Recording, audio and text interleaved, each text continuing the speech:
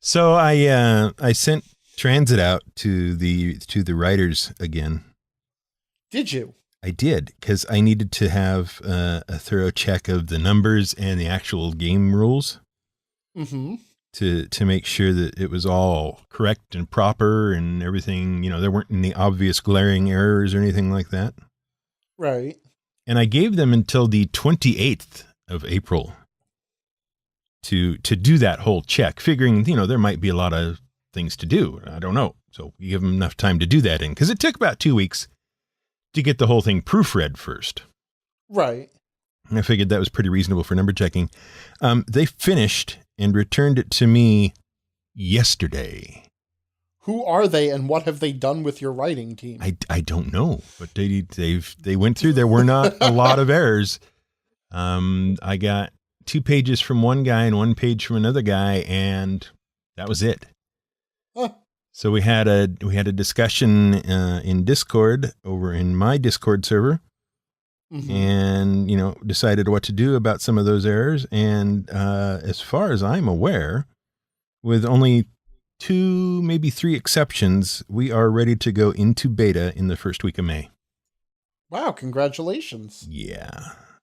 Very well done, sir. I'm surprised and I'm pleased, and it's nice to know that it is now, you know, an actual real project that is going to do an actual real thing. Right. And not something I just throw away because we can't get any progress done on it.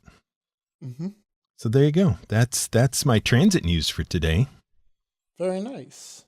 And you're looking about, what'd you say, about a month and a half of playtesting? Trying Yeah, to find the little sheet you sent me. Roughly a month and a half of playtesting. Yeah. Okay, good for you. Something like that. We're gonna test some very specific things with some very specific goals in mind in that testing. For the first 3 weeks or 4 weeks or whatever, that'll be what we do. I've written a survey for people to fill in, so they're kind of answering the questions that we need to have answered, rather than just, you know, all over the place with information. Not that I don't mind that, but whatever. Right. There's some specific things we need to test for, and I need to make sure that I get some feedback on those things. Right. Plus, feedback from anyone is always easier if you give them something specific to answer. Correct. You know, if you hand people a blank piece of paper, you're screwed. Mm-hmm. And I've set up the survey and what is it, Google Forms or whatever it is. So it's real easy. It does what I want it to do. Keeps track of things. I don't need to sit there and collate and count. You know, and I've got on the back end, I've set up a Google group for discussing, you know, the play test and the things that will need to be discussed, and, you know, rules, questions, that kind of stuff. So I feel like I'm ready for the play testing to happen. Good. Yeah. And then after that, so that's May and maybe a couple weeks in June. Sure. And after we've dealt with all that information, I would expect that mid to late June, it goes to layout. Right. So I'll have a beta, right? Yeah. And that beta at that point, I can send out to other people. Like I've got a couple of podcasts that like to play test things and whatnot in mind that I would send the beta out to. Right. But the other half of the beta is also going to go to layout. Mm-hmm. And I've got somebody, okay. and I've got somebody in mind to do that layout for us. Okay. Because what I'm going to have, I've decided at this point, what I'm going to have is, before I do anything else in terms of marketing or in terms of funding or whatever, what I'm going to have is a completed project. It's not going to be, oh, we need to pay for editing, we need to pay for layout, we need to pay for art, all that kind of stuff. No, that's just going to be done. Right. And so a complete final book will be the thing that is either funded or just outright purchased. Well, see, I personally feel that, because you're going to be crowdfunding, I assume. I'm still not 100% sure which way I'm going to go with that. I'm debating, but I'm not sure yet. Okay. But with crowdfunding, my feeling is that the creator of the crowdfunding project should get the project as far along as they can with whatever resources they have before they ask for $1 from anybody else. Absolutely. You know? Yeah. And that means also, like, you need to commit some of your own funds to it. Mm-hmm. You know? At this point, I've gone through a couple of Kickstarters and whatnot. You know, I've run them, but I've participated in a couple of Kickstarters. I think 4 or 5 at this point. Right. And I'm very much of the opinion that Kickstarters waste a lot of time and a lot of money on extras. Such as? Yeah. Well, I mean, you know, fancy do-goodies that really don't have anything to do with the, you know, pencils with your name on them or you mean like rewards and crap. Okay. Yeah, that kind of stuff. Okay. So that's problem 1 as far as I'm concerned with Kickstarter. I don't want any of that stuff. I don't need any of that stuff. I just want the thing that I'm attempting to kickstart. Right. And I understand a lot of that happens to drag a little bit extra money out of people, you know? Mm-hmm. Yeah. Just to help things along. But it's not really extra money because it still has to go to pay for things.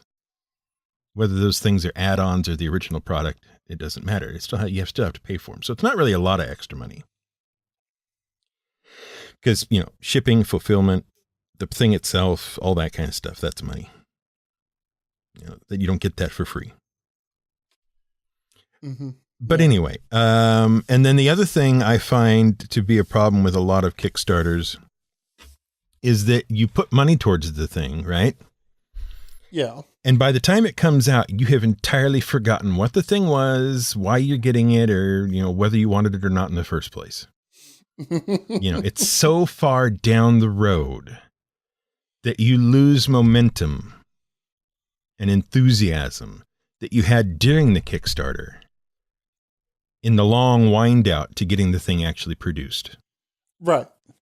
And so if you view the Kickstarter as not just funding the project, but also building marketing buzz for it, the longer between the actual end of the Kickstarter and the release of the product, the more of that buzz just vanishes. Right. Which, if you're only, like, a lot of people do treat their Kickstarter as, well, this is the only time I'm going to actually sell the product. Mm-hmm. Yeah, they just, you know, basically it's just a way for people to pre-order something that is never going to be sold anywhere again. Exactly. But if you're actually planning to, you know, for this product to have legs, you know, and keep going, then that marketing buzz is as important as anything else. Mm-hmm. Yeah, I don't want to be a year and a half, 2 years down the road when this thing finally releases. Right. I'm getting old. I may not live that long. But no, I want to have the product delivered as close to the end of whatever, you know, if I do crowdfunding, as close to the end of the crowdfunding as I possibly can. Mm-hmm. You know, basically what I want to do is be able to push a button at the end of the crowdfunding and go, it is live, you can buy it, or whatever. You know.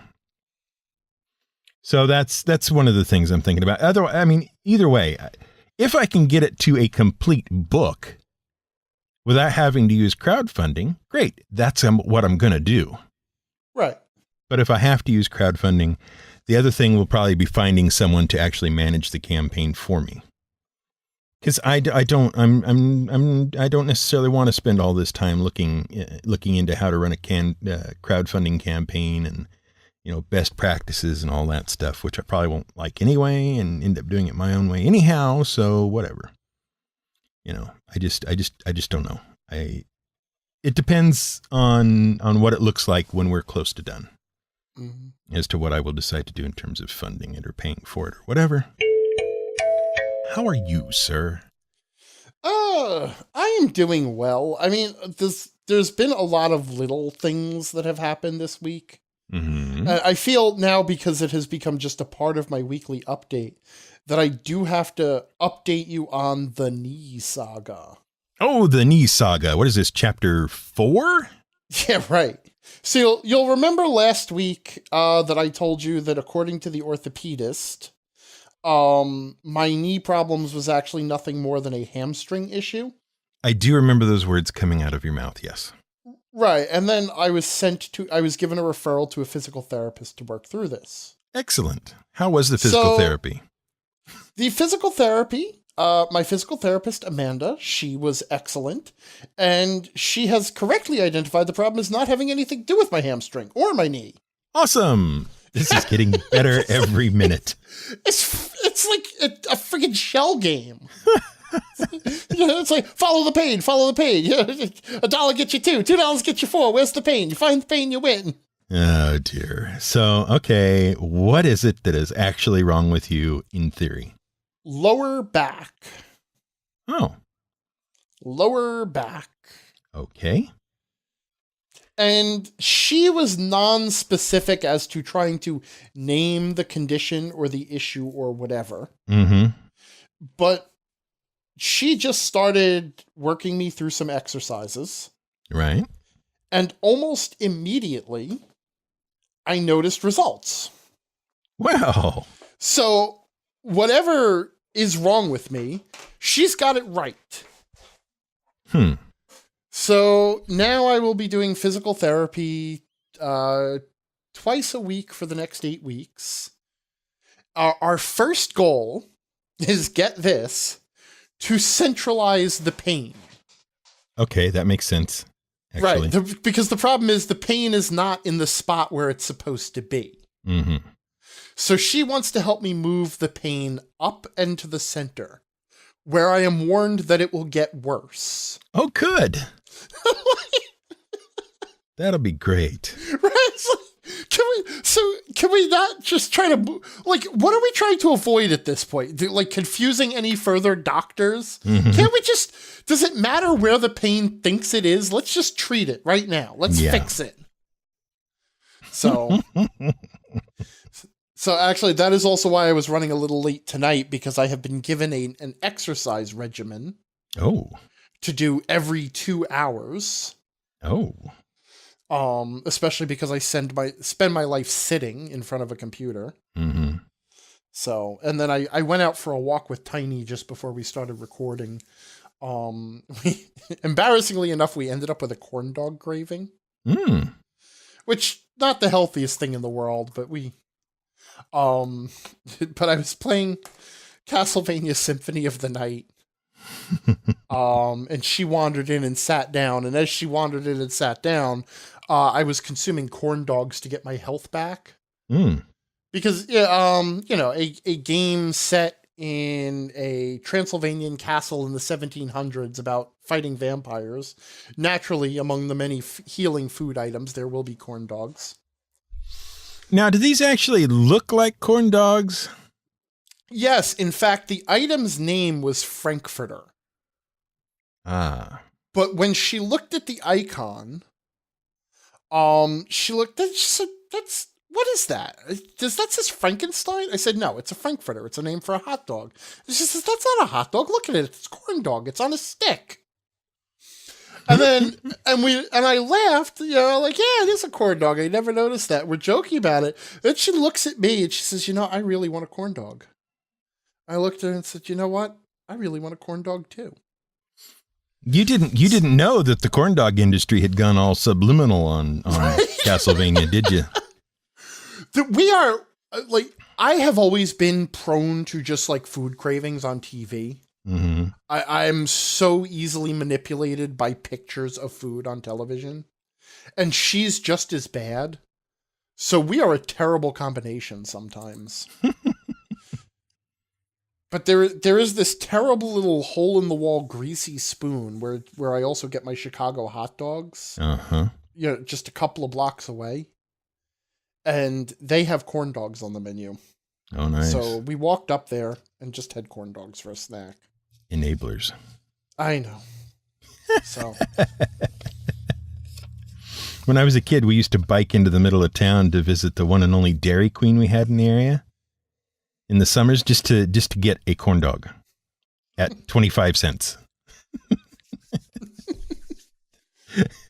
growing up where I did, because I grew up in the suburbs of New York City on Long Island, I was never really exposed to like what I will call the country fare food. Things like corn dogs and funnel cakes, and apparently they're now deep frying Twinkies, which sounds amazing. So I don't even remember my first actual corn dog. I'm not sure where it was. I think it was on a vacation down south. A family vacation years ago. Sure. I don't know what my first corn dog experience was. I suspect it was one of those things where mom came home and she was just tired and said, "Here, have a corn dog, go to bed." But whatever. I mean, I like them. They're nice. You can't do them in the oven though. You absolutely cannot do a corn dog in the oven. You should be frying your corn dog, not baking your corn dog. Yeah, well, isn't that like how they're made? Aren't they deep fried in cornmeal? Isn't that?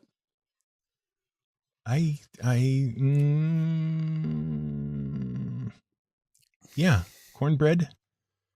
Yeah. Yeah, cornbread. Cornbread, cornmeal, whatever it is, and you fry it up. That's how they're supposed to be done. Cornmeal is just unprocessed cornbread. Right. The cornmeal is the first step in cornbread. Mm-hmm. But the thing is, if you get your own at home, right? I don't know of anybody who really makes corn dogs at home from scratch. Yeah. It seems very unnecessary and way too much effort for what you get at the other end of it. Yeah, it's that would be along the same lines as like making cotton candy at home. Right. So now, of course, we will get hundreds of listeners saying, "Oh, we made cotton candy at home every weekend when I was a kid growing up." Mm-hmm. Sure you did. But the thing is, what you do is you get the box of frozen corn dogs, right? I have to take your word for it. Okay. As I said, I've had very limited corn dog experiences in my life. Well, anyway, you get the box of the frozen corn dogs and you take them home and it says, throw it in the oven at, 5 million degrees for 8.5 seconds or whatever it is. And, you come out, what you get is this little split thing that with a dried out hot dog inside that doesn't taste very good and isn't really a corn dog. What you have to do is fry the things. So even though they're like mostly just to be heated up, you still have to throw them in a fryer and do them that way. That's what I think anyway. You remember last two shows there was kind of this thing about pens in there that you didn't know what to do with? Yeah. Yeah, you were like kind of weirded out about the whole thing? I'm not sure weirded out is the proper thing. I was just letting you go with it. Okay, all right, that's good. I've sort of learned to run with your obsessions. Good. Did I mention last time that I had actually purchased a fountain pen? You did. Okay, all right. I've done that again.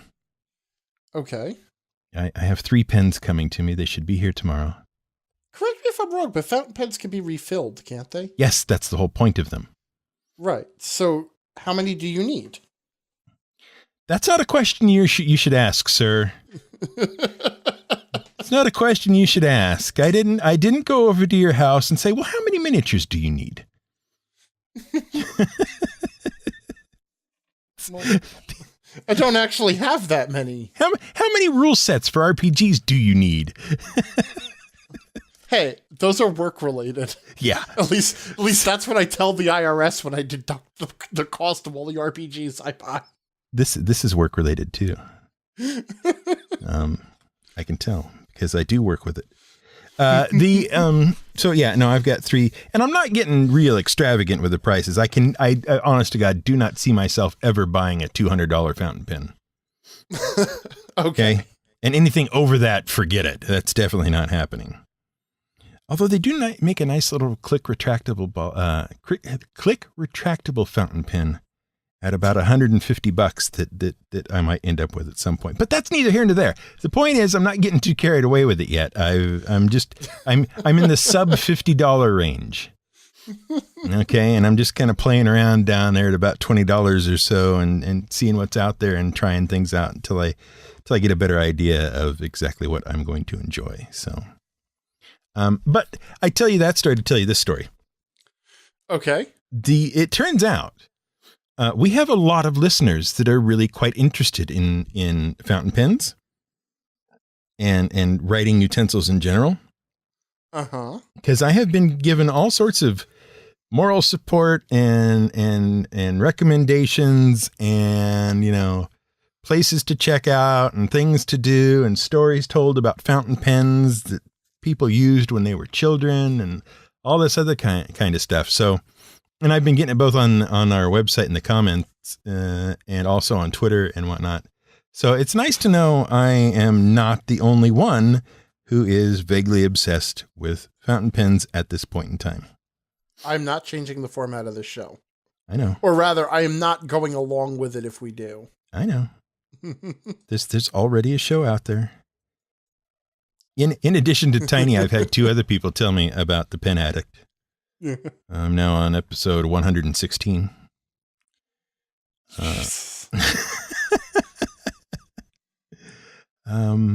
I'm waiting to get to the point where the episodes where all the links in the show notes of the episode still work.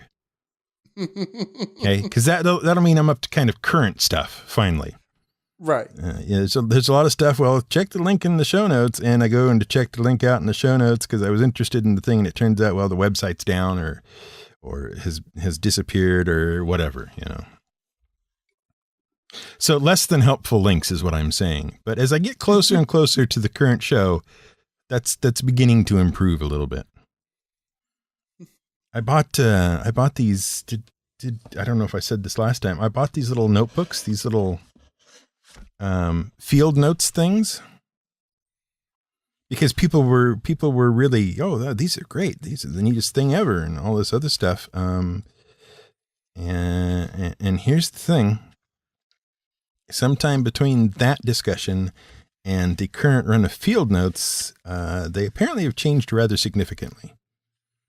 Because I'm not sure I would want to write on these with a fountain pen because it would bleed right through the paper. But that's all right. I have other pens I can write on them with. I didn't waste my money. I just am not getting the thing I thought I was going to get in exactly the way I was going to get it. But that's okay. So you're into popcorn or something? Is that what's going on here? What? You're into popcorn or something? Is that what's going on here? All I see in the show notes from you is Orville. Oh yeah. Actually, I was not even going to trouble you with that this week. Oh yeah, no, go ahead and trouble me. It's too late now. I assume it's popcorn. Orville Redenbacher is doing something that you're interested in, and so tell me about it. Yep. Actually, though. Actually, so it is a TV show on Fox. Okay, a TV show about popcorn on Fox. Got it. Which I have Popcorn in Space, actually. Popcorn in Space. Which I just became aware of. You're losing me here. I'm losing you? Yes, you're losing me. I am not following along. Why is there popcorn in space? Okay. The Orville has nothing to do with popcorn. I suspect false advertising. Well, actually, I'm off tonight. I'm not sure how to carry this joke. I'm sorry. No, that's fine. I have to bow out here and just become serious. Okay. All right. Tell me about the Orville. What is it? What's it about? And why is it interesting to you? So it is a show about a starship named the Orville, after, of course, Orville Wright, which is an exploration starship run by a semi-utopian future government agency dedicated to exploring the farthest reaches of the galaxy, seeking out new life and new civilizations, and boldly splitting infinitives that have not been split before. Oh, is this the thing that's supposed to be like Star Trek, but not Star Trek? It is not Star Trek, and yet... So, it is It is a comedy show. Mm-hmm. And it is actually written, and written by, and starring Seth MacFarlane. The comic book guy? Oh, Wait, no, that's do I Todd have the name McFarlane. wrong? The Todd Family McFarlane. Guy. Oh, the Family Guy guy. Oh, okay. Right. Yeah, that's who I'm thinking of, right? Sure. Yeah, the Family Guy. As a huge Seth fan MacFarlane. of Family Guy, I can only confirm that what you are guessing at is probably somewhat accurate. Okay, yeah. So admittedly, that was kind of a warning alarm in my mind. I can see why. But I still gave the show a chance. I gave it the customary 3 episodes that I give a new show. You fool. I am hooked. Oh, dear. First of all, it is not as disgusting or scatological or dead baby comedy as Seth MacFarlane's previous work. Mm-hmm. It is actually a very gentle comedy. It's hard to describe because in a way it really does capture the spirit of Star Trek. Mm-hmm. Because it does deal with interesting social issues in a thoughtful, thought-provoking way where it actually kind of looks at both sides of the issue. But it is also a comedy show. Right. And the easiest way to describe it is, you remember Galaxy Quest, right? Mm-hmm. And Galaxy Quest was a parody of Star Trek. Mm-hmm. Okay? This is not a parody of Star Trek. It takes itself seriously. It exists in the Star Trek universe. It's just, what if there happened to be this one starship that was crewed by a bunch of dysfunctional losers who are trying. God bless them, they're just trying to get better. You get Red and they Dwarf. Gradually are. You know? What? You get Red Dwarf. I guess it's definitely in that vein. Okay. But it's actually kind of clever and deals with some interesting issues at the same time. You know, one of the more interesting, like, I don't want to give too many spoilers away because I really do recommend checking it out. But like the crew of the ship is something that they clearly could have gone ridiculous with, and they were obviously setting it up. Like one of the characters, she's an extremely young alien called the Solarian, who their race is super strong because they come from a high gravity planet. So if you take them out of the high gravity, they're just super strong everywhere else. Sure. But she's also extremely young and inexperienced, and she's been promoted to his security chief. And the whole premise of the show is Seth MacFarlane.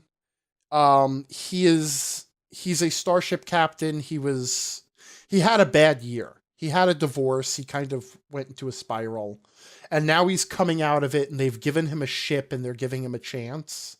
Mm-hmm. And so it's his first command in a while, and he's just trying to pull his life back together. His ex-wife ends up being the executive officer, which is just hilarious. But so she's like, so he asks her, he's like, aren't you a little bit young to be a security chief? And she looks at him and she says, well, my people almost never join the Unity or whatever the hell the Starfleet is called in this one. Mm-hmm. So whenever we do, we're just fast-tracked up to the top. So it's clearly setting up a joke about like affirmative action and that sort of thing. Mm-hmm. Right? Okay, I know where this is going. And then 2 episodes later, she ends up having to take command of the ship. And instead of them playing it for laughs, she actually has to go through the complete and utter panic. She makes everything worse. And then she has to learn to balance her desire to be liked by the crew with her desire to appear to be a strong leader, with the need for her to lean on people who know more than her. Holy crap, that's actually three really good life lessons rolled up into something that I really thought was just going to be a joke about someone over-promoted with affirmative action. Mm-hmm. One of the other characters, he is a member of an all-male race. And he and his mate have a child. And you discover that the reason that they are all male is because when they have a very rare female birth, they give the child a sex change operation immediately. Because they have almost no women on their planet anyway. Mm-hmm. And I mean, they go through all the social reasons for it. And the entire episode ends up being like, you remember the episode where Captain Picard had to argue to the tribunal that Data should count as a sentient being? Right. And then the whole episode becomes exploring what does it mean to have free will and what does it mean to be human and all this stuff. That's what they did with this episode. It ended up being a trial discussing the different, how do you weigh a culture that isn't yours without applying your own cultural standards to it, while at the same time also maintaining the fact that there have to be some universal ethics in the universe, or else two cultures cannot find a common ground to get along. So on the one hand, you can't impose your value judgments on another culture, but on the other hand, there has to be an acceptance of some level of universal morality for there to be any common ground at all. And where do you compromise on those two principles? I'm like, holy, this is Seth MacFarlane here. And this is like intermixed with like stupid jokes about a guy who has to serve as a starship captain, alongside his ex-wife who cheated on him with an alien. It's actually a really impressive show. And it was that third episode, the one dealing with the aliens, the all male aliens. Where I mean, they did throw a few jokes in there, about masculinity versus femininity and stuff like that.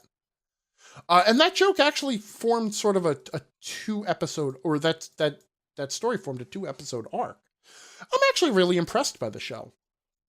That's my point. Because, like I said, it's thoughtful and it's not afraid to confront both sides of an issue. And it's also not afraid to have a sense of fun. I mean, you remember how the original Star Trek at least had a sense of humor and things, too? Right. This has a little bit more of a sense of humor. There's a lot of jokes, which just makes it enjoyable to read. Or not read, makes it more enjoyable to watch. But there's actually some real thought behind it.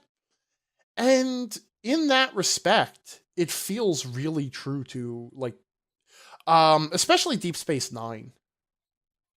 It's like if Deep Space Nine was a comedy instead of a drama. Because it's got that same sort of, we're going to tackle issues that you don't want to tackle, Okay, let me ask you 2 questions here. All right, hit me. How many seasons are there of it? I don't know. I've only watched 3 episodes. Are you going to tell me it's been canceled? And where can we find it? Oh, okay. Currently it is airing on Fox. Oh no. It has been renewed for its 2nd season, which will be coming to Fox later this year. Currently, you can watch the 1st season on Hulu. That's where I've been watching it. Okay. Just give it a try. This is going to turn out to be another good place, isn't it? I don't think so. No? It's not that smart. Okay. All right, if you say so. Why is there a tomato on our topics? Oh, yeah, that was just a little... Man, I was actually intending to to move some of this stuff off to next week. Because we've been talking along. I'm sorry. It's too late now. They're there. Yeah, I realize. This is something that, because you and I have both been trying to get, we've spent the last month or 2 months trying to get ourselves on track in terms of projects that we've been working on and stuff. Right. Somebody in my Discord chat turned me on to the Pomodoro Technique. Boy, I'm sure glad there was a second half to that sentence.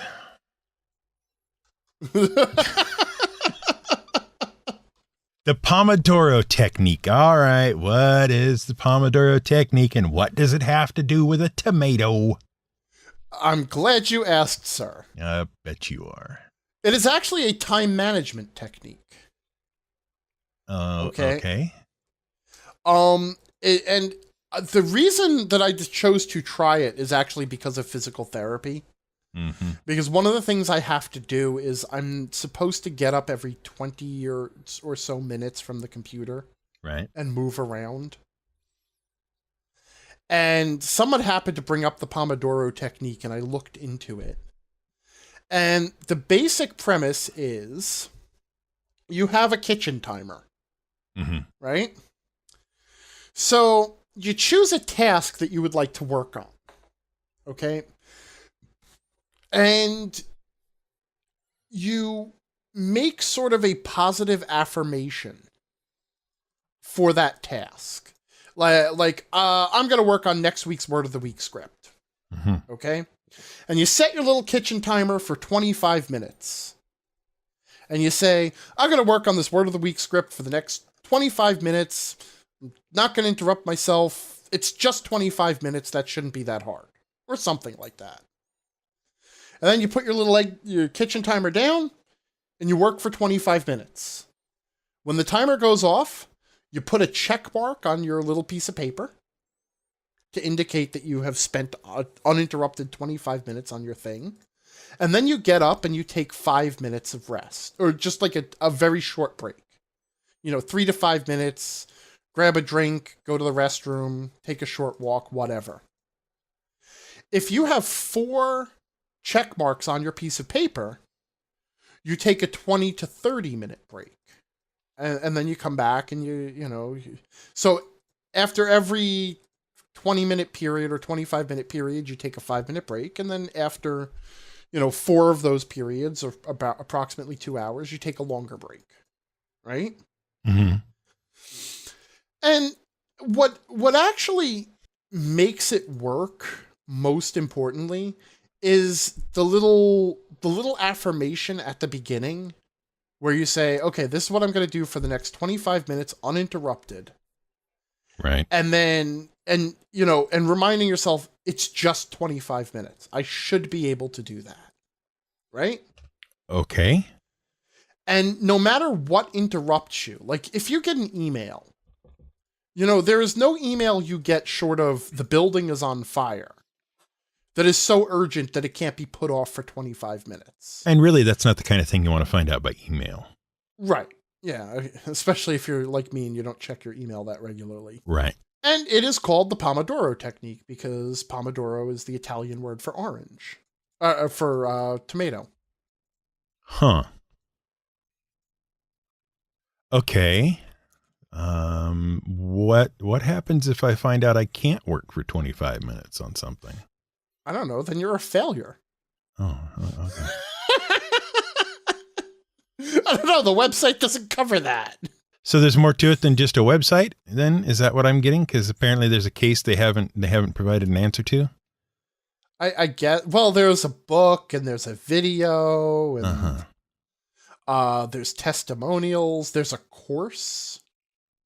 A whole course on how to use a kitchen timer? Get licensed to conduct the Pomodoro Technique in-person course. What? All right. Look, here's the thing. Okay. I'm not endorsing, I didn't watch the video even. Oh. All right. I read the 4 steps where it says get started. Here's the fundamentals. Okay. 1, 2, 3, 4. Perfect. 5, 6. There's 6 steps. Okay.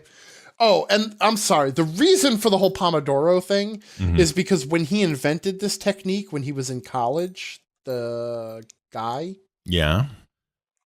whose name is Francesco Cirillo. Okay. When he invented the technique when he was in college, his kitchen timer was one of those little ones that's shaped like a tomato. Mm. So apparently it's traditional to use a tomato-shaped kitchen timer, which they now sell. It looks like they sell licensed Pomodoro timers through their website also. My God, when this was just a time management technique, it seemed fun. But now it's starting to look like a marketing scam. All right, so cut to the chase. Have you tried it? I have. I've actually been using it for the last couple of days. And how is it working for you? Honestly, the most important thing is that it keeps me on the physical therapy regimen. Mm-hmm. Because every few minutes I am supposed to get up from the computer, and every 2 hours I'm supposed to do a series of exercises. So it aligns nicely with that. Okay. But my biggest problem that I've run into with it is that I have been like just pushing my timer aside when it rings. Mm-hmm. Because I build momentum while I'm writing. And then it's like, I don't want to stop and take a break. Mm. You know? So my biggest problem is I'm ignoring the breaks now. Where I just work through. Or I just like restart the timer. It's like, I don't need a break. I'll just restart the timer. So I think maybe I need the book. At least watch the video, man. All right. Is this the sort of thing you see yourself keeping up with? If I start to have problems with my time management again, like I did 2 months ago, I think it would definitely help me get back on track. Okay. But I think I'm kind of a little past it. All right. And what it has really become is just a physical therapy timer. Right. But if there are people out there who are struggling with time management, I did want to throw it out there. Sure. You know, though I will also say that you could probably just get by with using a kitchen timer, following the 6 instructions on the website. I'm not going to stop you from buying a book, but I really don't see how he can expand much on this. It's pretty straightforward. You know? Oh, you'd be surprised how much people can fluff out a couple of simple things with. Actually, I wouldn't consider. No, you're a gamer. That's what I end up doing. I gotta fill 5,000 words on every one of my articles. Yeah. It seems like really the point of this thing is to train you to stop working every 25 minutes or so, stretch out, think about what you're doing, then get back to it. Well, what it really is, I mean, that's part of it. The other part of it is to commit yourself to not be distracted for 25 minutes. Oh. Okay? Because one of the things, and the reason he recommends using a mechanical timer is because you can hear it ticking.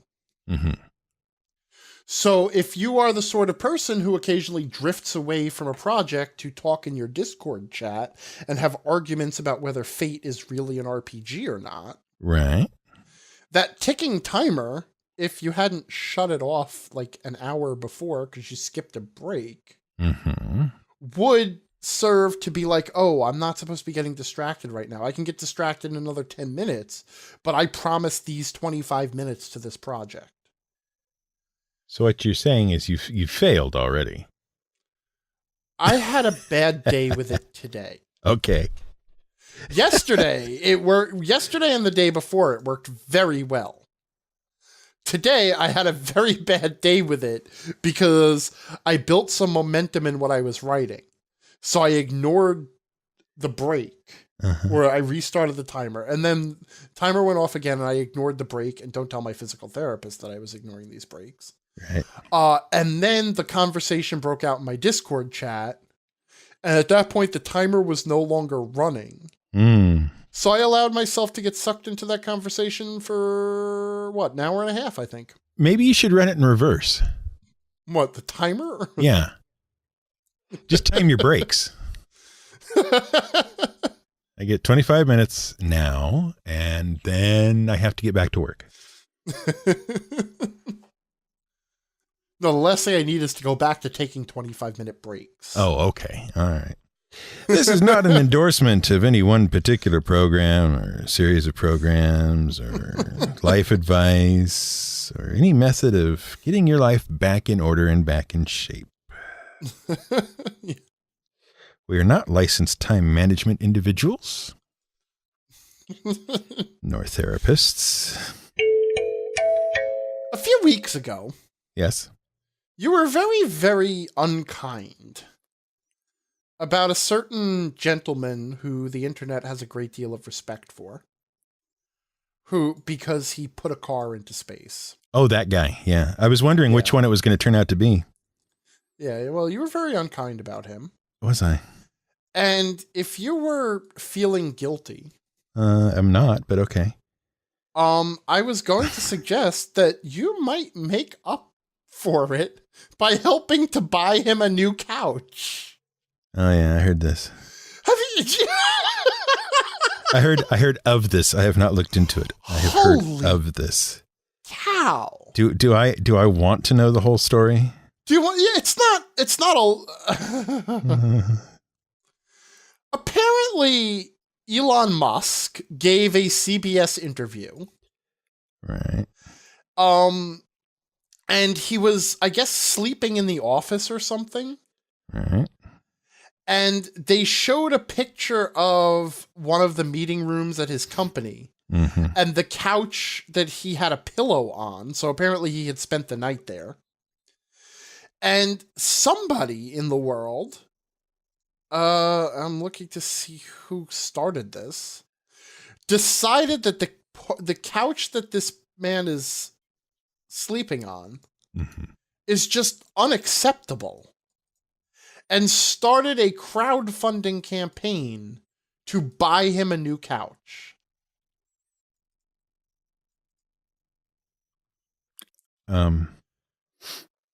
Currently, now this campaign on GoFundMe has been active for 4 days. Mm-hmm. It had a goal of $1,000. Mm-hmm. In the past 4 days, 580 people have contributed $7,300 to it. Right.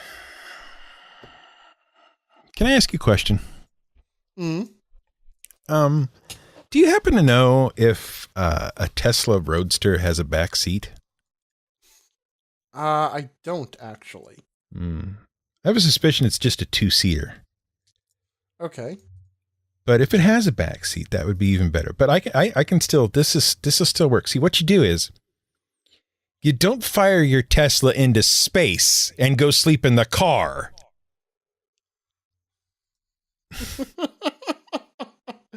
I think you're missing the point. Oh, I don't think so at all. I'm choosing to ignore it. Okay. All Anyway, right. so, but I'm reading the GoFundMe page because I had to know. Mm-hmm. And I have to point out, Elon Musk has no involvement in this at all. Mm-hmm. Okay? Mm-hmm. So, this person whose name is Ben, who started this campaign, he has come up with a plan to get the couch to Elon. Is it called the post office? Well, no. There is actually a 5-step process. Oh. First, they're going to contact Elon Musk on Twitter. Right. And ask if they can send him the couch. Mm-hmm. If he replies with yes, then step 3, step 2 is if he replies with yes, they'll reach out to the Tesla company, Fine. And then step 3 is they are going to have a poll to collectively vote on which couch would be the best couch to send to Elon. And then this is happening on the internet. Yes, this is on the internet. Okay. And then they're going to order the couch and ship it to Tesla. Mm-hmm. And if he's allowed, he will fly up there and hand deliver the couch. Mm-hmm. Which means he must have some impressive upper body strength. Mm-hmm. If neither Elon nor Tesla will allow the couch, after 3 days, they will have a different poll to choose a charity to donate the money to instead. Uh-huh. Mm-hmm. Mm-hmm. Okay. I'm a great believer, as you know, in the fundamental goodness of all humanity. Yes. When I think of you, that is literally the first thing I think of. Yes. Excellent. Good. As it should be. Right now, I'm choosing to believe that this fellow has a motive that is not really deliver Elon a couch and get the internet to pay for it. Okay. But is instead, let's make a charitable donation in the name of Elon's couch and get the internet to contribute. That's what I'm choosing to believe.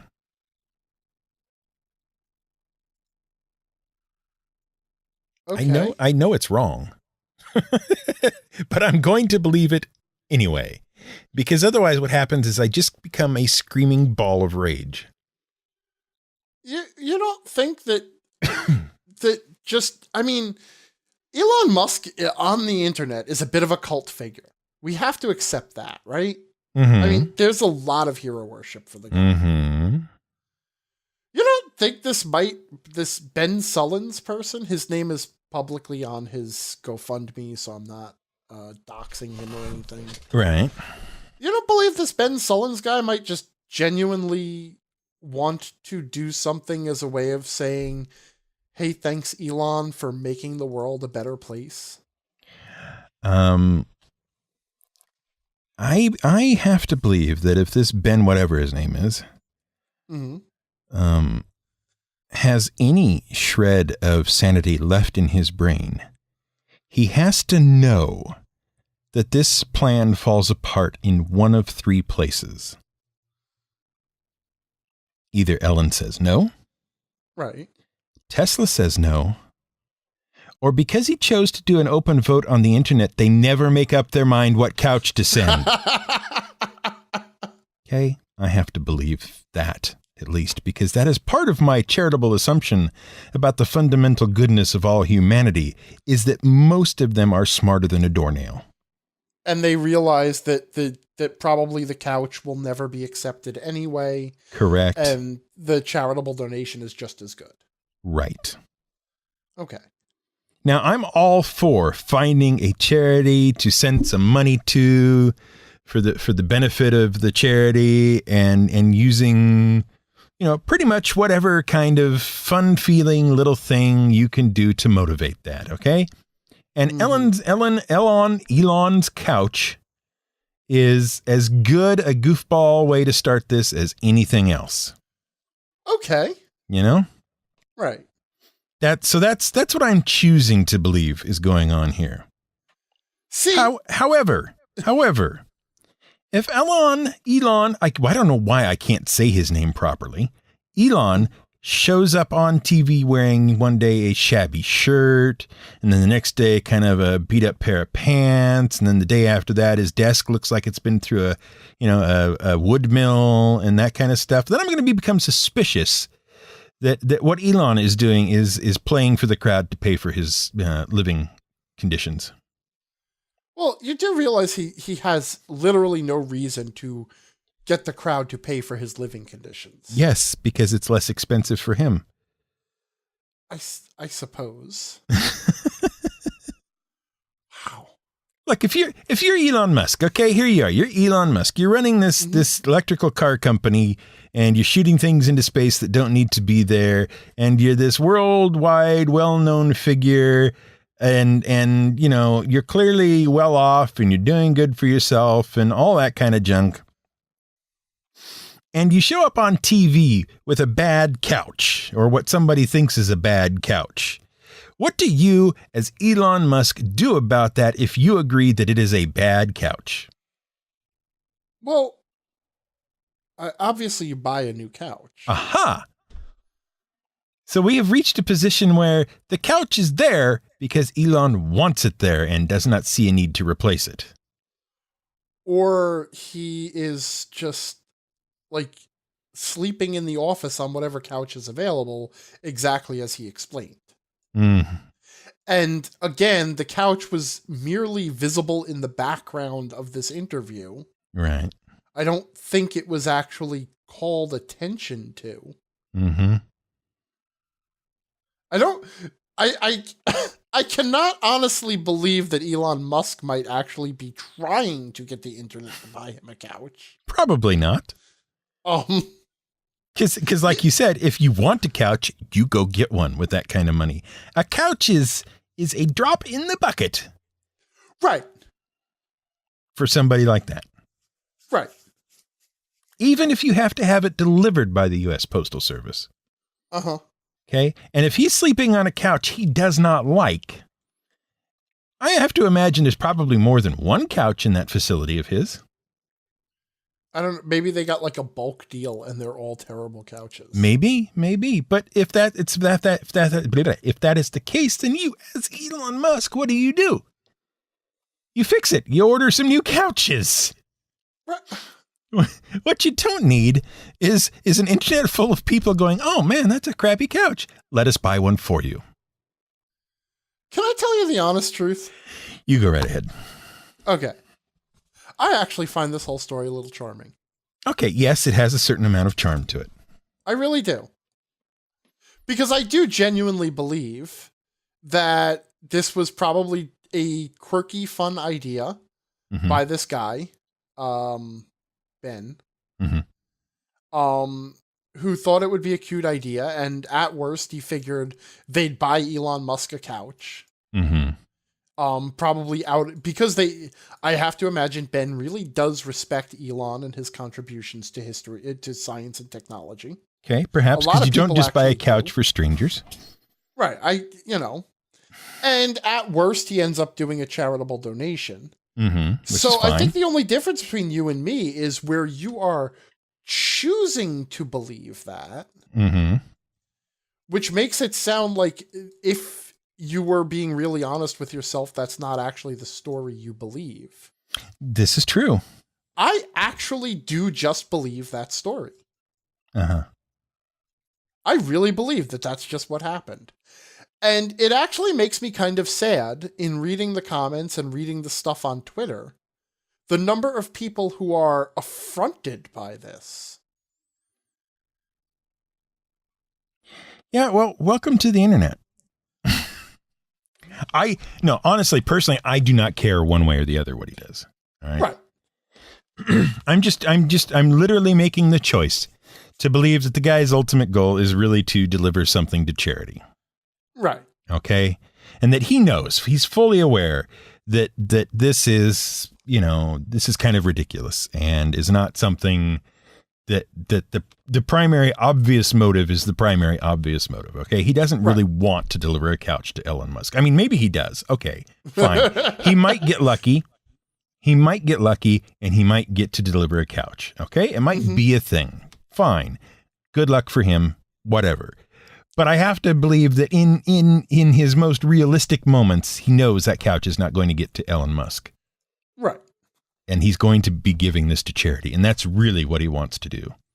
He's just found a way to engage the internet in it and make it happen. And there's nothing wrong with that, Right. It's a charity stunt like any other charity stunt, sitting on a pole, eating watermelons, whatever it is. Okay.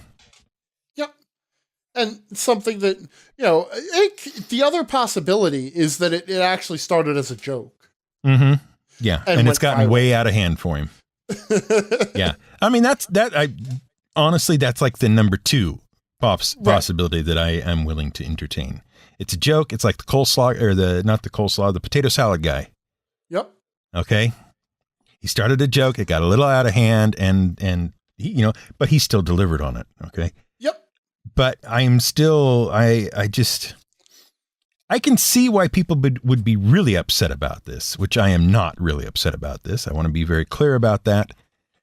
I can see why people would be really upset about this because they're, one of the possible points of view is, here's a guy with just oodles and oodles and oodles of money, mm-hmm. who does not need anybody to buy a couch for him. And here's a second guy who has now worked out a way to milk the goodwill of the people on the internet to do something that really they have no business doing, or don't, there's no need for them to do. I can see how that would upset people.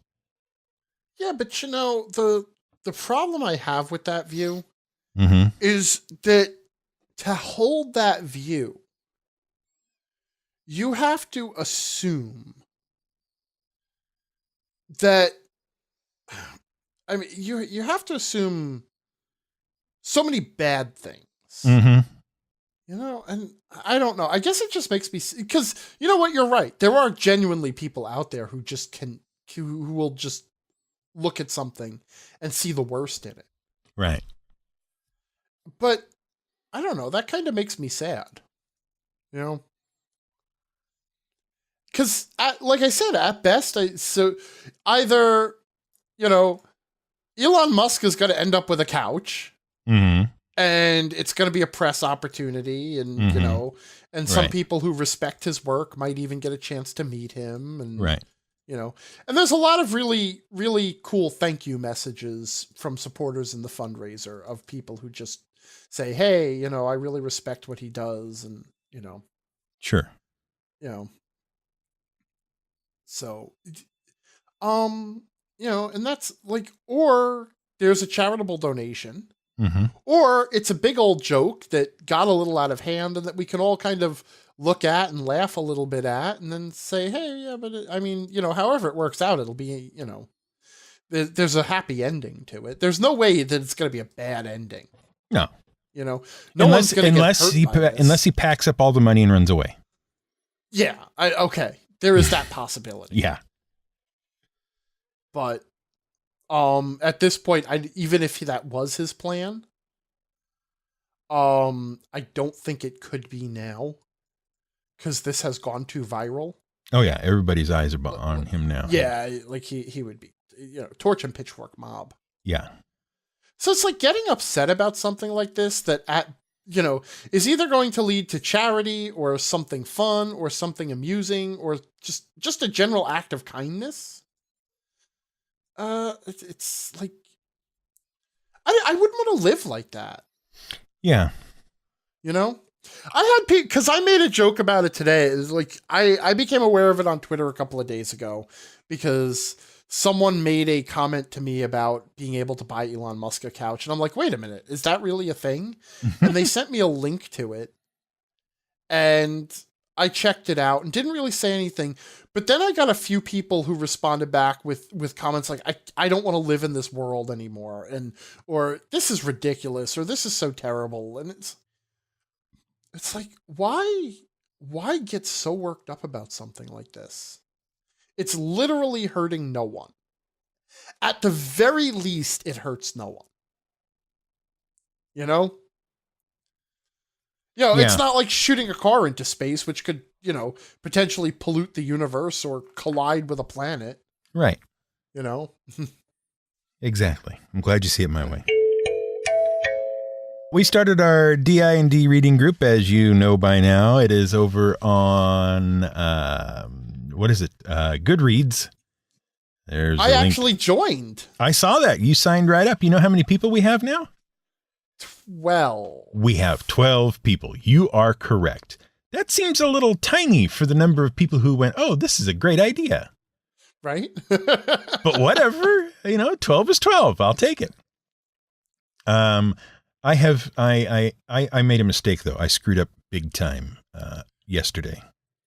Really? Yes, I really screwed up big time. I finished the book.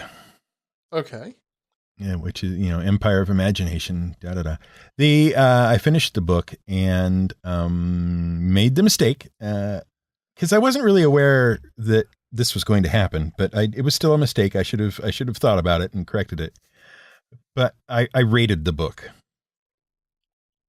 Yeah. And then Goodreads subsequently tweeted that rating out to my Twitter followers. Uh-huh. So there's a percentage of my Twitter followers who know what I rated the book. I can see what you rated the book on Goodreads here. Right. That is not the original rating I gave it. Oh, did you give it the original rating to conceal it? I gave it, this rating is concealing the old one. Oh. Okay. But my point is, I was swiftly thereafter messaged by somebody who says, I really wish you hadn't done that. Oh, okay. Because now I'm not so enthusiastic about reading the book. Because now I know what you think about it. So I just cleared my rating. Yeah, exactly. Exactly. I was not aware of that. So I apologized. I swore never to do it again, and I won't.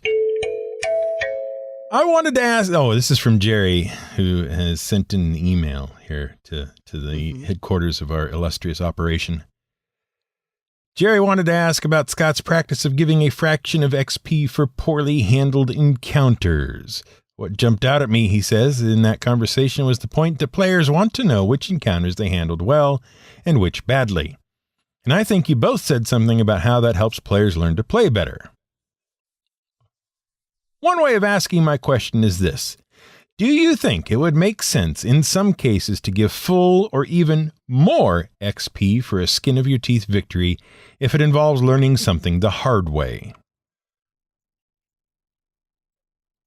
He provides an example, but I'm going to save that example in case we maybe don't need it. Why did he refer to it as a toy example? Because it's one we can play around with. Oh, okay. Is Yes. that really what that means? Sure. Oh, okay. I'm willing at this point to assume that Jerry knows exactly what he's talking about and what he has to say. Because, or at least you're choosing to believe that. No. Because Jerry has qualifications. Oh. Yes. Oh dear.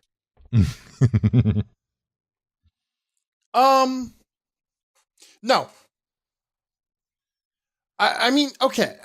Does it make sense? Yeah, you could make anything make sense in the game world. Like it depends on what you categorize XP as. I know that people like to say XP is the characters learning from their mistakes and stuff, and so obviously making mistakes, they should get XP, or they should get more XP for making mistakes. Right. For having learned a whole lot all at once and in a hurry. Right. And I don't buy that explanation because I do not understand how failing to beat up a griffin somehow makes you better at picking locks. So that level of abstraction already exists. So there's no point in trying to pretend that XP is supposed to somehow mirror the learning process.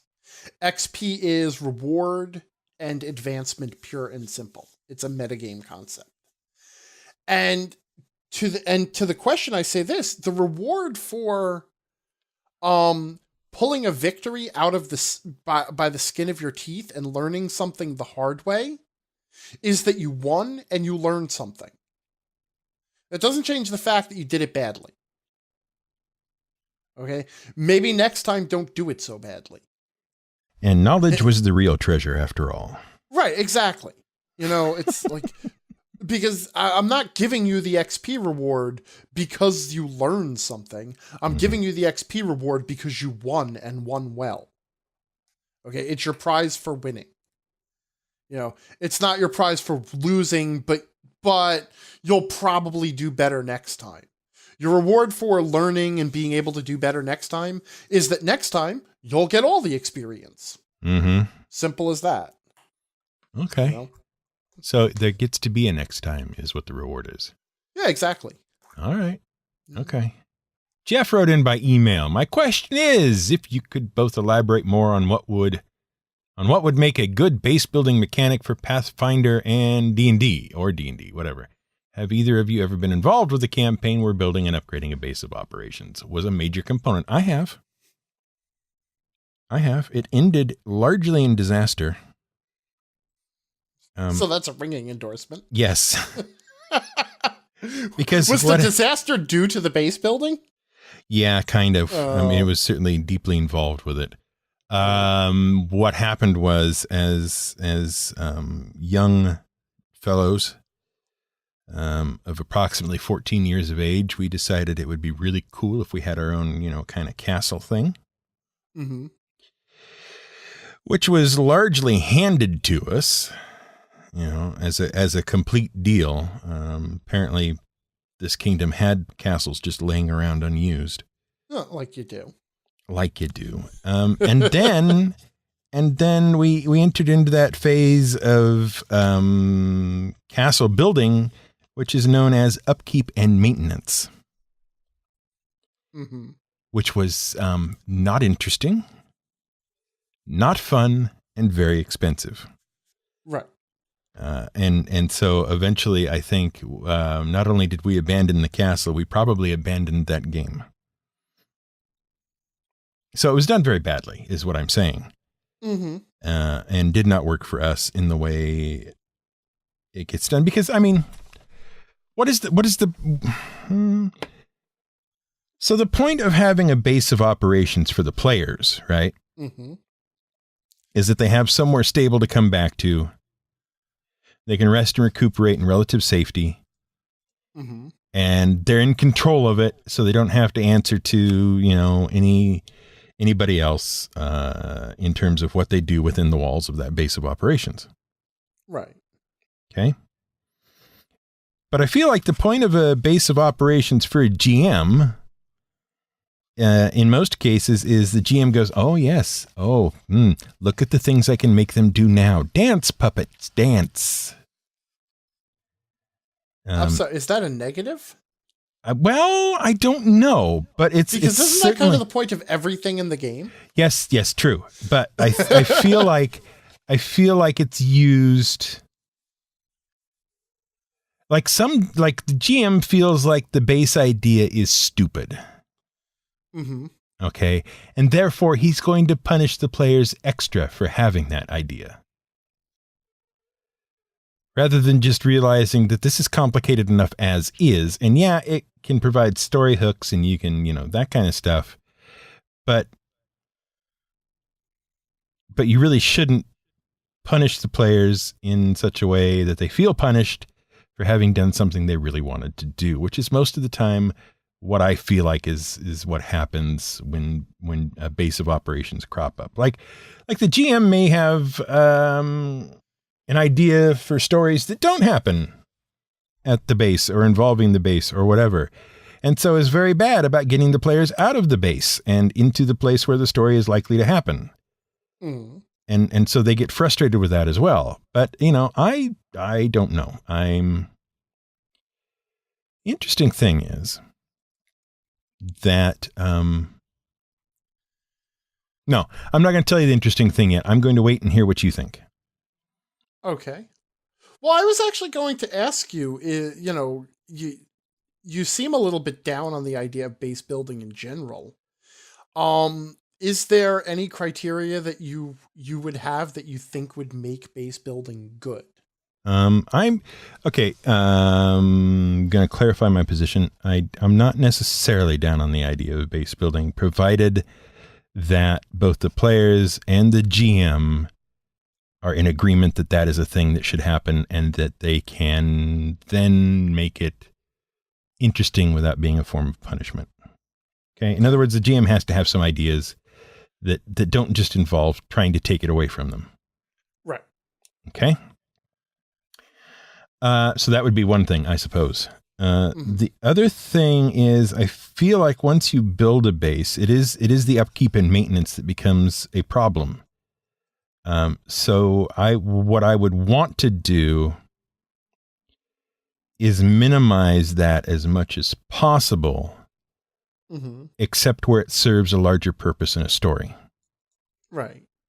Okay, so it shouldn't just be, oh, you went out adventuring for a week and you get back and, oh, taxes are due. Oh, great, thanks. You know, because nobody wants to do taxes. Except you, I understand, that's fine. But nobody really wants to do taxes in their game. Mm-hmm. Well, I only want to do taxes when I'm being paid to do taxes. Right. So. Yeah. Right. But it feels on one hand like punishment, on the other hand like nickel and diming people to death, and just like an excuse to have a bad game if it's not done well. And doing it well means that base needs to have a reason for being there, I think, that's larger than just a safe place for the players to go. Right. There. I arrived at a conclusion somewhere. Okay. Well, I will say I have actually had 3 different games I've run that involved a component of base building. Mm-hmm.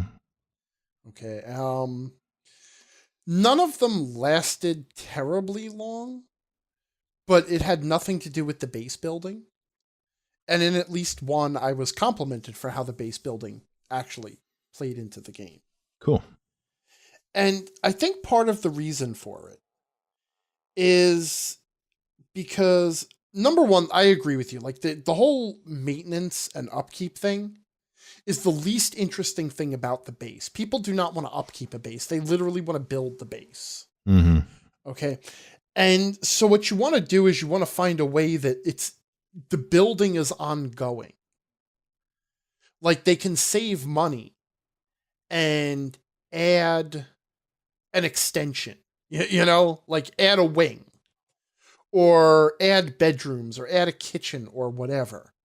And so one of the one that was very successful was they actually had a ruined castle that after they cleaned out the castle, the ruler of the land said, you know what? Now the castle's yours, and congratulations, enjoy.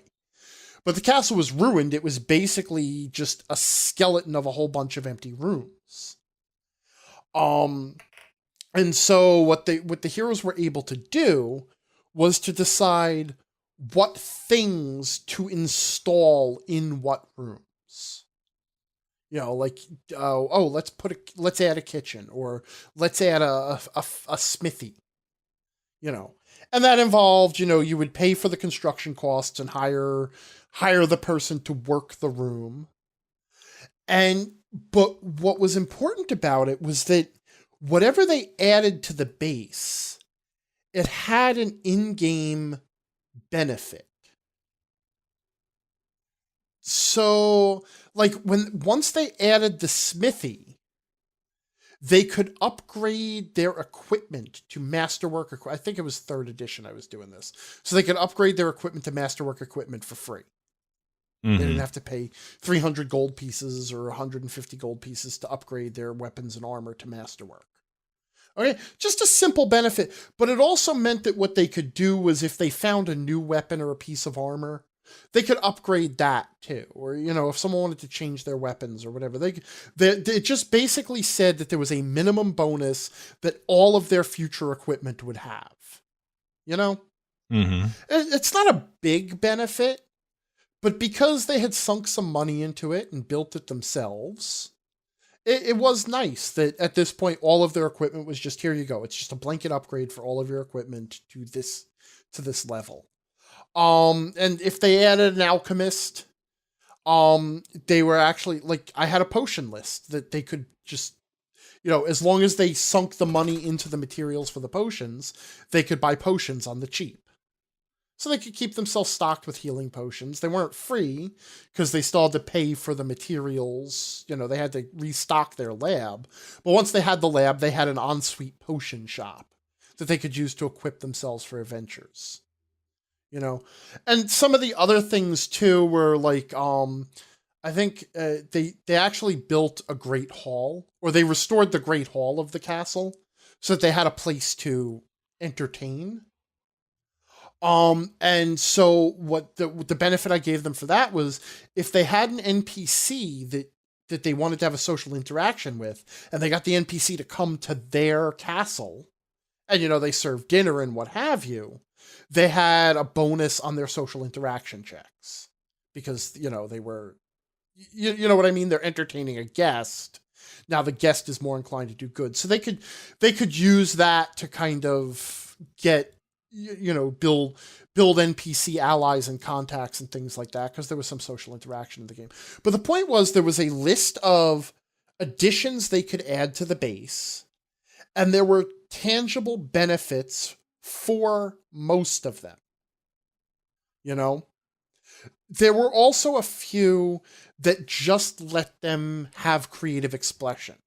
Like, one of the players was, he was a ranger, and his archetype was that he wanted to be like a master hunter. So he added a trophy hall. And after that, whenever he would kill, a particularly powerful monster or whatever, they actually would, drag the corpse back and have a taxidermist treat it and just install it in the monster hall, in their trophy hall. And I had a map that I was maintaining, so I would redraw the map as they improve things, and I would draw the little trophies on the map for them, and they thought that was cool. So, and I think that's really what was key, was that even though they didn't spend a lot of time in the base, like there weren't a whole lot of, except for specific encounters, like where they would have a guest over, because they needed to get information from this guy, or they needed a favor from a lord, and they decided the way to do it was to invite them in for a meal. Except for staged encounters like that, they didn't spend any time in the base, but there were these little benefits that they could enjoy depending on what things they had sunk resources into adding to their base. Does that make sense? Sure. And to be totally honest, because I know the question, because this question always comes up, and I hate this. Every time I mention something like this, people are like, oh, could you tell me your rules and how you did it? I'm like, no, because I was making it up as I went. To be totally honest, I gave the players a list of rooms, and when they added a room, I figured out an in-game benefit for it on the fly. It was like, oh, now you have a great hall. If you have NPC guests, they'll like you better. That seems good, right? Yeah. So I was just winging it as I went through all of it. Except obviously like things like the costs. Like I had to give them a list. It's like, look, this is how much it costs to repair a room, to just make it livable. And then every once in a while, something would come up that they had to deal with, but it wasn't like threatening the base. Like it wasn't so much, oh my God, the ninjas stole your, though I did have ninjas burn down one of the home bases. And one of the players' pets was in there at the time. That was an ugly session. I don't want to talk about that. But but like, they did have instances where like I think slimes got into the basement. So in between adventures, they had to go down into the basement of their own house and kill the slimes. Mm-hmm. Just little stuff like that, where they actually get to do a little something, but but it's different from threatening the base, where it's just like, look, you wanted to be a homeowner, sometimes the toilet clogs, and then you got to go in there and kill the gray ooze. Right. But that sort of stuff, it made it feel, they actually engaged with that stuff, because there is a sort of a feeling of defending your home turf that feels good. It's like, oh no, this is our castle. We'll go down and fix it. And other stuff like that. And occasionally I would just have random stuff happen, good and bad. And again, I was just winging it. I didn't make up any tables or anything. It was just like, oh, we're between adventures. Let's have a little interlude where something happens in your home. It's like, I think at one point, one of the towers was haunted. And they had to, figure out why the ghost wouldn't move on and interact with the ghost. And then when all the social interactions with the ghost failed, After they researched the ghost and the social interactions failed and they couldn't get the ghost to move on, they just started blasting it with spells until it was destroyed. So, which is fair. I mean, I wasn't specific as to how they had to do the exorcism. The interesting thing I didn't mention until you had given your opinion was that the Star Wars RPGs, the current batch from Fantasy Flight, deal with the base problem by giving the characters a base right off the bat in most cases. Mm-hmm. Like Edge of the Empire, you get a ship as part of your character creation. Right. And your ship is essentially your base. I mean, it's also an encounter space and all that, but it's a base.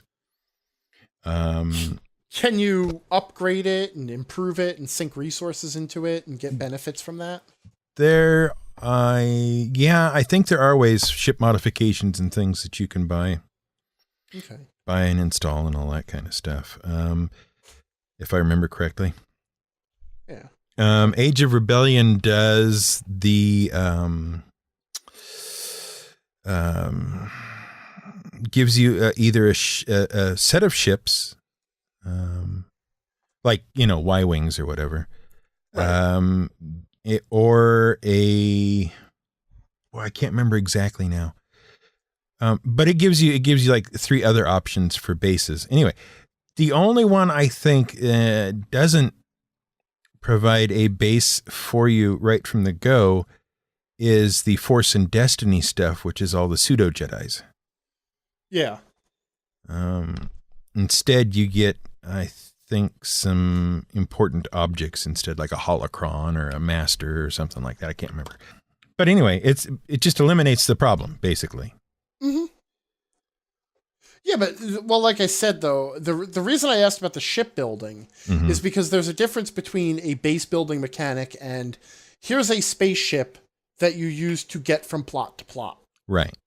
And again, the difference is, number one, do the players have choices they can make that affect the development of their base? Otherwise, it's not base building. And number two, is there a game impact from their choices other than, okay, and then you sleep for the night in your base, and then you go have an adventure. Right. I just realized another cool one would have been if you install a barracks, you get a certain number of hirelings you can drag along with you on adventures. Oh, that'd be neat. That would be fun, too. Mm-hmm. I feel like somebody should write this up into a system. Sure. Somebody should, but somebody's writing a book instead, so whatever. I'm sure I have time for both. I feel like there's another corollary we have to deal with in answering this question. Okay. And that is, how do Pathfinder and or D&D deal with base building at this point? I cannot speak for Pathfinder. Okay, neither can I. I can say 5th edition does not. At least not in the core rules. Right. And I'm actually flipping through my DM's guide just to be sure when I say that. I think there's a little bit of it where there's some price lists, like if you want to buy a shop or if you want to buy a castle or whatever. But as I have just noted in my answer, that is not base building. That is, here is a place to sleep between adventures that has no impact on the game. Building a stronghold. Yes, there is a list of construction costs and construction times. And that is the beginning and the end of it. Oh, and then there's maintenance cost, recurring expenses, because those are fun. As discussed. Yes. Third edition had a very interesting and fun book. It was called the Stronghold Builder's Guidebook. I remember that book. In fact, I might have it on my shelf over here. In fact, that served as the basis for one of the 3 games that I was talking about where we actually did base building. Because it is basically a collection of, you build a stronghold or whatever, a base from components, from rooms. So you can install, bedroom suites and chapels and throne rooms and whatever. And there's a cost, and then there's a number of employees you need for each. And there's even maps of what the different rooms might look like. And there's also a system for measuring how much space they take up in the stronghold. Like there's a concept of building the stronghold out of stronghold spaces. You know, and like a big library might take up 2 spaces, and you know, a guest bedroom is half a space and stuff like that. That's a neat little book. I would like to see something like that done again. Especially if they actually took the time to say, and if you have this installed, you get this benefit. But one of the things you'd have to do with that too is you'd have to build some more levers into the game for this stuff to pull on. You know, like, because there's no rules for like training and how that pertains to gaining levels, right? You just automatically gain a level when you have the XP unless you're using an optional rule. But if there were rules for what it took to gain a level, then the ability of building your own training room in your stronghold would actually have a mechanic to stick onto, if that makes sense. Mm-hmm.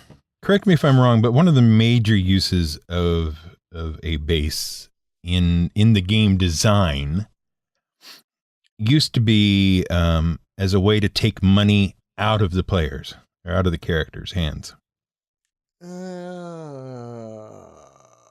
I don't know if I agree with that. Because if we really go back to the very earliest incarnations of D&D, because D&D has had the possibility of building a stronghold for, you know, from the beginning. In fact, there was even an explanation.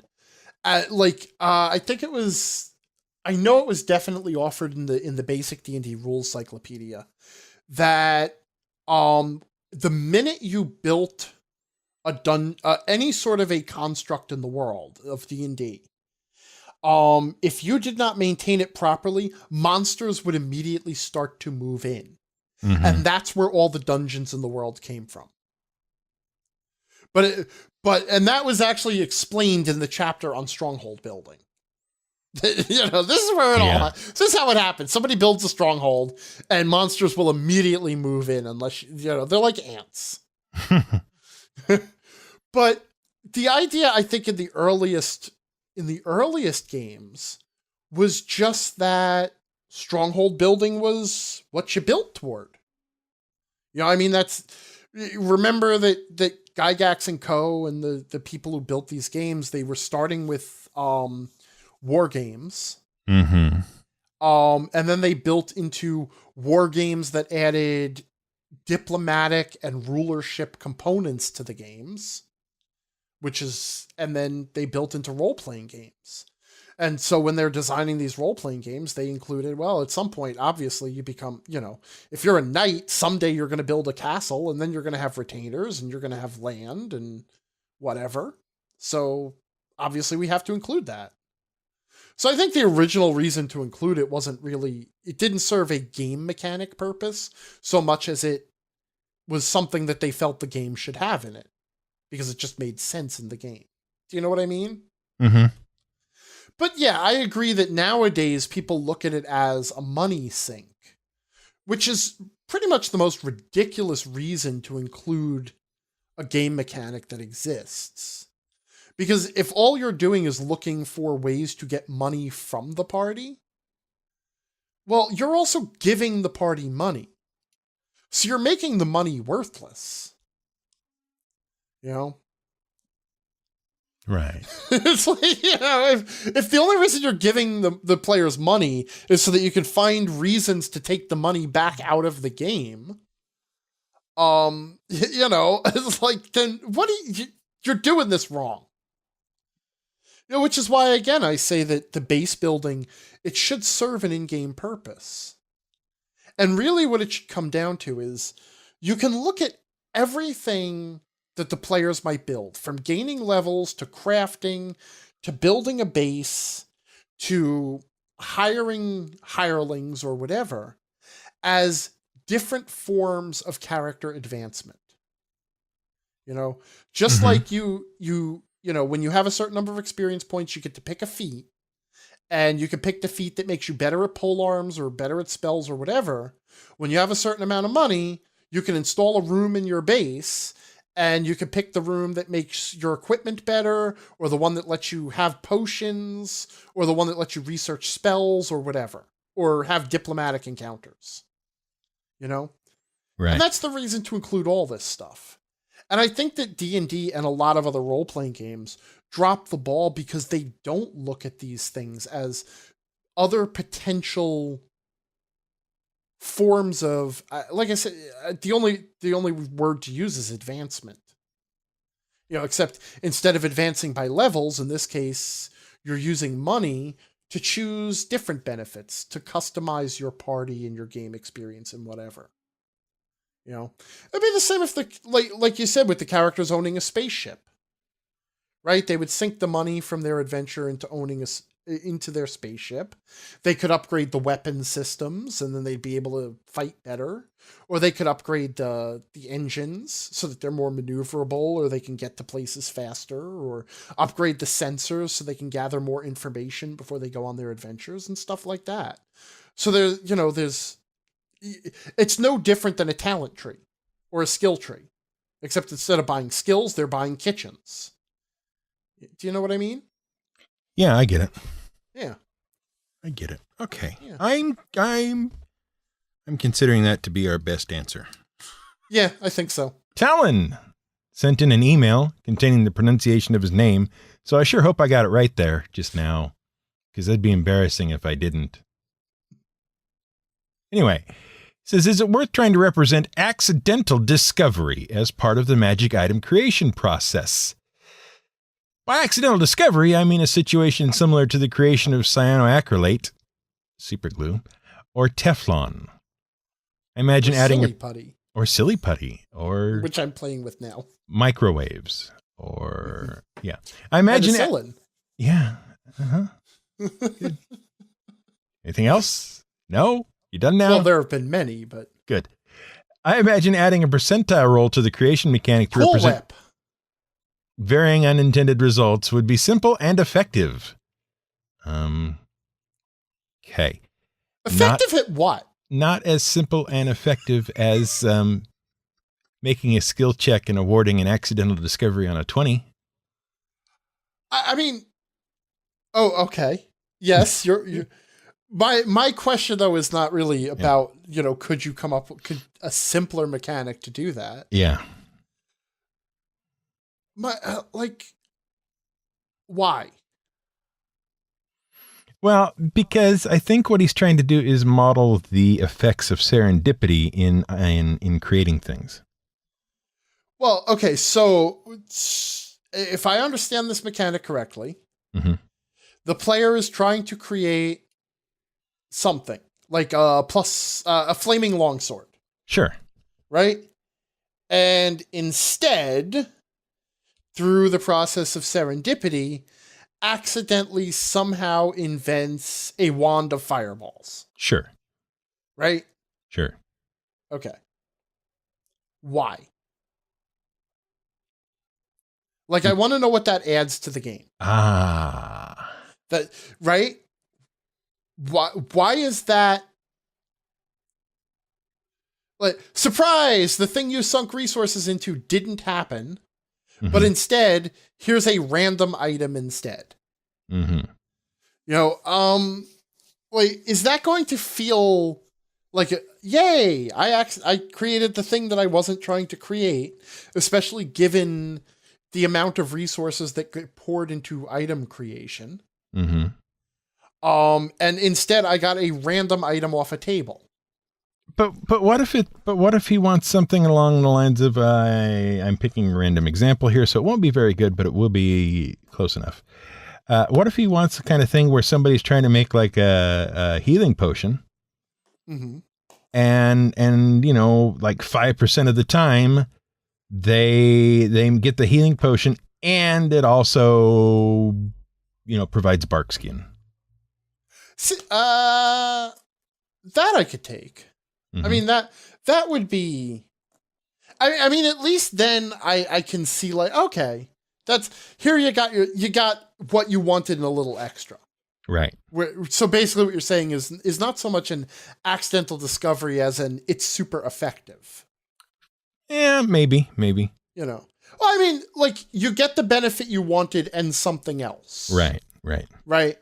And the something else could be related or could be, tangentially related. Sure. But that's still that's not so much an accidental discovery as and also here. So, sometimes you get an extra little bonus. A serendipitous event. See, that I would be okay with. I don't like the idea of someone setting out to create, like a replacement rubber for Jeep tires because they need Jeep tires, and instead creating a delightful modeling toy that picks comics and newsprint up. Because I don't feel like the players would be that happy about that. Yeah. And so, and that's why I ask, like, this is the question I always ask about any mechanic, because people always throw ideas out. It's like, well, what if we did this? It's like, well, you tell me how that makes the game better first. Like, how does that improve your game? Which doesn't necessarily always have to be about, well, will it make the players happier? Right? You can improve the game in ways that the players are not happy about. Because it adds tension or drama to your game. But I always want to know, what is you adding to your game when you do this? If the only thing you're adding is, well, I think it'd be cool, that because this is how it would work. Sometimes you're just going to create the wrong thing.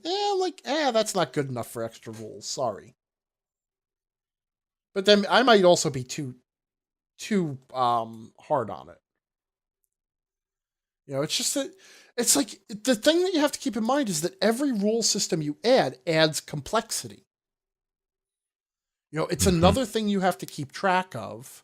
It's another set of rules. And you shouldn't be adding rules unless it's doing something for your game that is better than what the added complexity detracts from your game. You know what I mean? Right. Jeff, Claire, and Josh. You remember Claire, right? Claire, who told us about library hit points, but didn't really explain what library hit points were. Yeah. Yeah. Jeff, Claire, and Josh all chimed in various orders to explain library hit points to us. Okay. Apparently, it first came about in Paizo's Ultimate Intrigue for Pathfinder. Okay. And basically what it amounts to is a library or similar structure has a certain amount of, what do we call it? Knowledge located within it. Right. All right. And as I understand things, your knowledge check in that situation is that you get a, well, maybe I don't understand it that well, because now that I go to explain it, doesn't make any damn sense to me at all. Meanwhile, I'm going to just click on the link they provided. You do that. Check this out. All right. So you make a knowledge research check, right? And succeeding at a research check reduces a library's knowledge points, similar to dealing damage to a creature's hit points. As its knowledge points decrease, the library reveals its secrets. Characters learn information when the library's knowledge points reach various research thresholds, as detailed in each library's stat block. The amount of knowledge points reduced on a successful research check depends on the nature of the primary researcher and the type of library. When a library's knowledge points are reduced to 0, the characters have learned everything they can from that library and gain experience points according to the library's CR. To learn additional information, they must visit another library and continue their research there. So basically, the library just runs out of information. Well, I don't think that's quite... Like, the players can't find anything new in that library. Mm-hmm. They've gotten all the useful information about a topic that they're going to get out of that library. But I think if somebody else came into the library, I think like the books and knowledge would still be there. Right. So it's basically just in order to conduct research in a library, you have to generate a certain number of success points. And once you have generated those success points, you get some information. And when you have generated all of the success points and gotten all of the information, there's no further point in hanging out in that library. Though actually looking at this website or looking at these rules for intrigue and the library rules, they do actually build on this in some neat ways. Yeah. Anyway, we'll put a link to it. I really need to be paying more attention to the things that Pathfinder has been doing. It's too late now. They're doing new things. Yeah, well. All the old things don't work anymore. Don't you remember how this works? So that is that. We will put a link to the relevant page, and you can read up on it on your own if it sounds interesting to you. But we would like to thank everybody who pitched in to explain that to us. Yes? It just seems weird that they would do it as counting down the knowledge points instead of counting up research points to thresholds. I don't understand why they did it that way. Well, because it actually does seem like this whole intrigue thing seems to have a bunch of cool mechanics. It's possible. Huh. Hey, somebody was telling me that you had acquired a thing which was on its way to you and must have arrived today. Because the thing that went along with it is now in use right now. So the whole package must have arrived today. Oh, yeah. I got a new... I'm recording on a new headset. Right? I don't think that was that exciting, but... And? Oh, I also have a new set of USB speakers for my computer. Awesome. Yeah. And? Well, those I got because you remember my monitor died? Yeah. Well, I actually purchased a new monitor from Dell, and it includes a built-in USB hub. Oh. So I was able to, add a set of speakers, and that arrived. But that actually arrived 2 days ago. Yeah. How about the other thing that's in the box? Oh, the set of brushes? I got a new set of brushes for miniature painting. Awesome. They're Virtuoso Sable brushes. 15 brushes, variety of sizes. Nice. That's good. That'll be handy for painting those little miniatures. What else did you get in the box? Well, I got my tomato timer because I've been using my iPhone to do the Pomodoro thing. We talked about that earlier. Sure. Anything else you'd like to share with the group?